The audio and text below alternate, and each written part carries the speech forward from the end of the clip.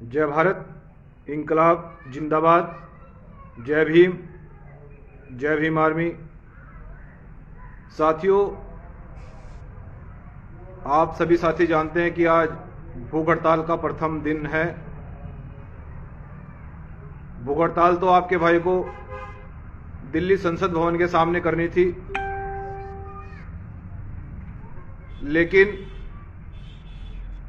प्रशासनिक अधिकारियों ने जिस प्रकार से घेराबंदी करी है और जिला सहारनपुर के सभी बॉर्डर को सील करके आपके भाई को रोका गया है। लेकिन साथियों, मैं बस ये संदेश देना चाहता हूं अपने भाइयों को और इस देश की जनता को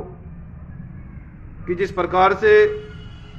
देश में कोरोना महामारी के दौरान देश की जनता रोज मर रही है, ये चुप होने का कोई सवाल ही पैदा नहीं होता है। और भीम आर्मी इसी के नाम से जानी जाती है कि किसी परिस्थिति में देश की जनता को न्याय दिला जाए, न्याय की बात की जाए। साथियों, मैं अपने भारतवर्ष की जनता से ये अवगत कराना चाहता हूं कि जिस प्रकार से हमारे भारतवर्ष में लोग अस्पतालों के बाहर दम तोड़ रहे हैं और डेड बॉडी, उनका अंतिम संस्कार भी नहीं किया जा रहा है, बल्कि उनकी डेड बॉडी तालाबों से, नदी से बरामद की जा रही है। देश की इतनी भयानक स्थिति हो गई है और उसका कारण सरकार व्यवस्था नहीं कर पा रही है और सरकार व्यवस्था नहीं करना चाहती है। उसका मुख्य कारण यही है, जिस प्रकार से और जिस कारण से आपके भाई को भूख हड़ताल पर बैठने के लिए मजबूर होना पड़ा। हमारा मकसद हंगामा खड़ा करना नहीं, हमारा मकसद केवल यह है कि किसी भी हाल में ये सूरत बदलनी चाहिए। वर्तमान स्थिति जो भारत देश की है, जिस प्रकार से देश की जनता रोज मर रही है, हम ये चाहते हैं कि ये सूरत किसी तरह बदले और भीम हमारी देश की जनता के लिए सरकार से हमारी मुख्य मांग ये है कि देश की सरकार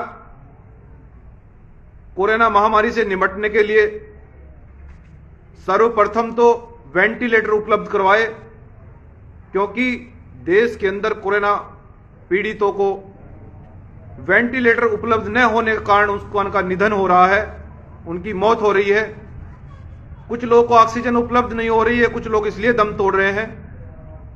तो हमारी मांग में प्रथम बिंदु तो यह है कि सरकार वेंटिलेटर, जहां जो कंपनी, जो औद्योगिक क्षेत्र वेंटिलेटर का उत्पादन करते हों, उनको सख्त से सख्त ये निर्देश किया जाए कि आप लोग वेंटिलेटर का उत्पादन कीजिए। और हम सरकार से ये भी अवगत करा रहे हैं कि वेंटिलेटर उत्पादन के लिए उनको जीएसटी में छूट दी जाए, उत्पादन कर उनका शून्य किया जाए, जिससे कि वेंटिलेटर व ऑक्सीजन सिलेंडर अधिक से अधिक मात्रा में उपलब्ध हो सके और कोरोना मरीजों के लिए उनको उपयोग में लाया जा सके। और हमारी दूसरी मुख्य मांग यह है कि जितने भी देश के अंदर मैरिज हॉल हैं, सत्संग भवन हैं, ग्राउंड्स हैं, उनको कोविड अस्पतालों में तब्दील किया जाए, जिससे कि सरकारी अस्पतालों में या प्राइवेट अस्पतालों में जगह न होने के कारण इन मैरिज हॉल को, सत्संग भवनों को या ग्राउंड को कोविड मरीजों के उपयोग हेतु लाया जा सके। और साथियों, तीसरी मुख्य मांग यह है कि आप लोग, पूरे भारतवर्ष के लोग जानते हैं कि जब से लॉकडाउन देश की सरकार के द्वारा लगाया गया है, जो कोरोना की गाइडलाइंस है, पूरा भारतवर्ष उसका पालन भी कर रहा है। उसमें सबसे मुख्य मांग यह है कि जो कोरोना काल का जो बिजली का बिल है गरीब मजदूर किसानों का, वो माफ किया जाए। आप लोग जानते हैं कि गरीब मजदूर किसान कोरोना महामारी में न तो मजदूरी कर पा रहा है, न उसका कारोबार है, वो 2 वक्त की रोटी खाने के लिए भी मजबूर है। इसलिए उसके बिजली के बिल को माफ किया जाए और देश के अंदर जितने भी रेहड़ी चलाने वाले व्यक्ति हैं, ऑटो रिक्शा चलाने वाले व्यक्ति हैं, मजदूर लोग हैं जो रोजमर्रा की खाते हैं और कमाते हैं, उनको सरकार मुफ्त में राशन डीलरों से आदेश करके उनके घर पर राशन पहुंचाया जाए, जिससे कि रोज वो अपना पालन पोषण और अपने बच्चों का पालन पोषण कर सके। सम्मानित साथियों, ये हमारी मुख्य मांग है और मैं बता देना चाहता हूं और ये अवगत भी करा रहा हूं देश की सरकार को कि जब तक देश की सरकार इस पर कोई ठोस कदम नहीं उठाएगी या सरकार के मुख्य लोग या देश और प्रदेश के मुख्य लोग वार्ता करके ठोस आश्वासन नहीं देंगे तो हमारी भूख हड़ताल जारी रहेगी। और हम सरकार को यह भी चेताना चाहते हैं कि यदि सरकार ने हमारी बात को जल्द ही नहीं सुना तो हो सकता है कि जिले और प्रदेशों में और भी भूख हड़ताल शुरू हो जाए और ये आंदोलन उग्र रूप ले ले। तो इसलिए मैं सरकार से अवगत करा रहा हूं, एक भीम आर्मी का जिम्मेदार सिपाही होने के उद्देश्य से, कि सरकार सख्त आदेश करे अस्पतालों के डॉक्टर्स को भी, सभी अधिकारियों को, कि जितने भी देश के अंदर कोरोना पीड़ित हैं, मरीज हैं,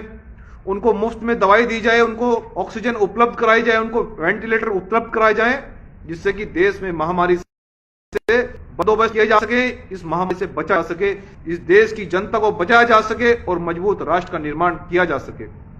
सम्मानित साथियों, तो आज भूख हड़ताल का पहला दिन था। आपका भाई अपने ही आवास पर भूख हड़ताल के लिए बैठ चुका है और मेरी भूख हड़ताल